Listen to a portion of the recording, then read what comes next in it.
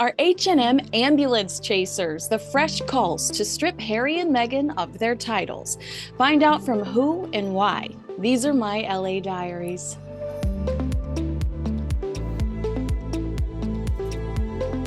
Journalist Sarah Vine from the Daily Mail has reignited the debate around Prince Harry and Meghan Markle's Duke and Duchess titles, and Vine is pretty fired up. In a piece titled, "Harry and Meghan are casting themselves as refugees from a repressive regime, the king should give them what they claim to want and set them free by stripping them of their royal titles." Sarah is reacting to Harry and Meghan's appearance at the Bob Marley movie premiere in Jamaica, and more appallingly, taking photos with their monarchy-hating prime minister. She said, by choosing to break cover in such vehemently anti-monarchist company, the Duke and Duchess appear to be sending a very clear signal to the palace. It appears to me that they intend to use their royal connection to undermine both the individual reputations of members of the royal family and that of the institution as a whole. I hope that I am wrong. Now, here is where Vine outlines Harry and Meghan to a T. She says, by casting themselves as refugees from a regressive and repressive regime, they are tapping into the divisive culture wars that dominates so much of our public debates these days. That is textbook H&M. Flashback to Harry and Meghan starting the race conversation in the middle of the George Floyd chaos, claiming to Oprah that Archie wasn't given a title because of his skin tone, which we now know to be untrue. Upon birth, Archie was offered the title of Earl of Dumbarton. Harry and Meghan rejected that offer.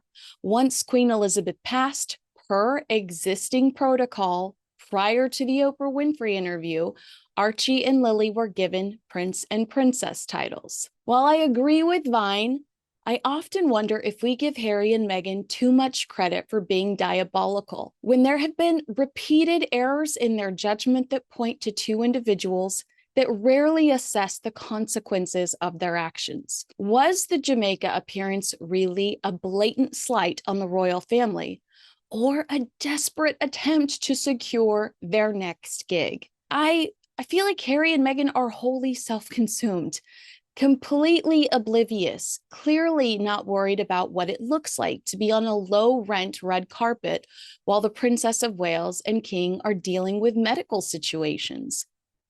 It's actually quite disappointing to think that with William Morris Endeavor by your side, the best you can do is the Bob Marley premiere. The Markles are likely laser focused on the fact that their Netflix contract is expiring in early 2025, and Paramount/Nickelodeon might be a good home for the Netflix canceled Pearl, Meghan's animated passion project.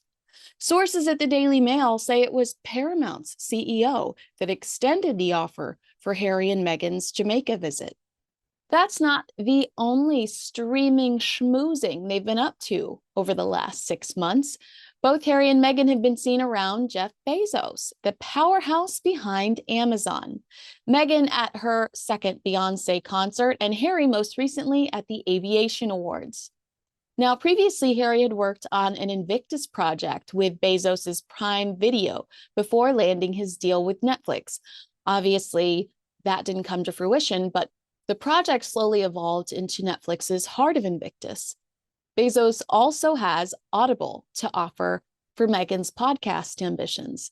There were rumors of Audible's interest in Meghan's canceled Spotify podcast last year, but like Dior, those rumors went nowhere. Or maybe Harry and Meghan's surprise appearance was retaliation for Netflix CEO Ted Sarandos's laughter at their expense after Joe Coy joked at the Golden Globes, Prince Harry and Meghan Markle got paid millions for doing absolutely nothing, and that's just by Netflix. Now, The Hill completely disagrees with me. They believe H&M's Jamaican John is much more sinister, like going beyond Sarah Vine. Writing, Harry and Meghan, ever the self-unaware narcissists, are clearly out for petty familial revenge in this latest installment of their South Park-branded worldwide privacy tour.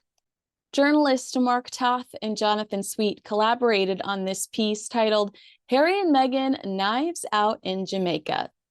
Things get a little heavy here, so I think it's important to note that Toth regularly writes on national security and foreign policy, and retired Colonel Jonathan Sweet served 30 years as a military intelligence officer. The columnists claim that Russian and Chinese disinformation campaigns to subvert the Commonwealth and the UK's remaining realms had long been underway prior to Harry and Meghan, even William and Catherine's previous visits.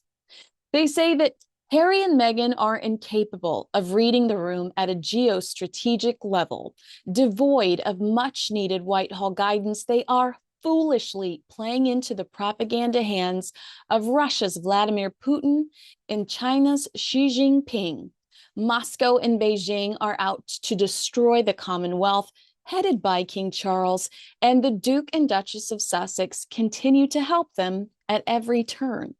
While that particular statement feels a bit above my pay grade, The Hill agrees with Vine, stating, simply put, it's time for Harry and Meghan to be formally stripped of their royal titles by an act of the British Parliament.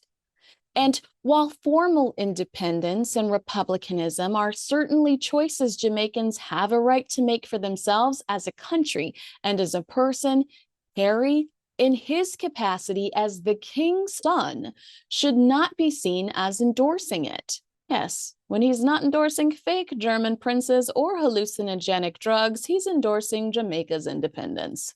The Hill suggested that Harry might be much more dangerous than we realize, saying Harry is always going to be a problem. His brash declaration on the red carpet that he had to be here in Jamaica is sufficiently indicative of that. Did he really, when his father is facing a medical procedure, when his sister-in-law is recuperating from a serious surgery? They continue, yes, Harry and Meghan had to be there. It was too tempting of an opportunity to seize the stage from Charles and William. Essentially, however, they were ambulance chasing and appeared to be vainly attempting to profit from their family's medical challenges. Yikes! Did you feel that burn? I'm going to need some ointment. What Harry and Meghan did successfully do this week was shut down any conversations about Harry stepping up to support the monarchy while the King and Prince and Princess of Wales are on temporary leave. Nobody likes a traitor. While this is typically not a subject that I find I am in a position to have an opinion on, I'm an American, I am starting to feel more passionate about the idea of Harry and Meghan losing their Duke and Duchess titles. Mostly because I want to see how quickly Meghan would insist that the media refer to her as Princess Meghan, because you know it would be record timing, despite the fact that she would technically be Prince Henry of Wales. Not exactly the vibe. But as I stated earlier, there have been repeated errors in their judgment that point to people that rarely assess the consequences of their actions. They are so irresponsible and self-serving that you never know what they're going to do next. I wouldn't want anything to do with that, especially when their only value is their connection to the royal family.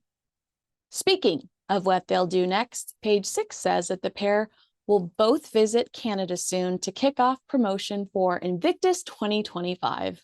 Sorry, Canada, but thank you for Ryan Gosling. Do you think that Harry and Meghan should have their titles stripped due to their latest publicity stunt? Let me know in the comments below. And did you like this video? Make sure you share it, like it, comment, and subscribe to talkTV. I'm Kinsey Schofield. Thanks for watching.